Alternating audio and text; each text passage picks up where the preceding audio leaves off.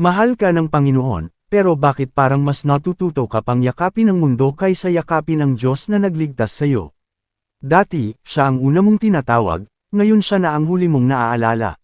Dati, pusong apoy ka, ngayon, parang malamig na bato na lang na hindi man lang umiindak sa tawag niya.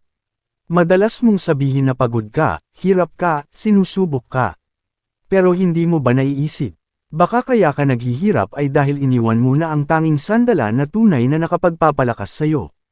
Ang Panginoon, hindi siya nagsara ng pinto. Ikaw ang unti-unting lumayo, unti-unti mong tinulak siya, unti-unti mong pinili ang kasalanan. Unti-unti mong pinakinggan ang mundo, hanggang sa hindi mo na marinig ang tinig niya. Pero kahit ganoon, mahal, tandaan mo ito. Hindi ka niya sinukuan, hindi ka niya minura, hindi ka niya tinuluyang bitawan. Sa bawat lakad mong papalayo, may Diyos na naglalakad pa rin sa likuran mo. Hindi para hilahin ka, kundi para samahan ka hanggang ma-realize mong wala kang pupuntahan kung wala siya. Ang lungkot lang, iniiyakan ka ng langit habang sinasamba mo ang mundong hindi ka naman kayang mahalin ng totoo. Hinahabol ka ng pag-ibig ng Diyos, habang mas inuuna mo ang mga bagay na walang kabuluhan. Mahal ka niya, pero kailan mo siya uulitin mahalin? Kailan mo siya uuliting kilalanin? Kailan mo siya uuliting pakinggan?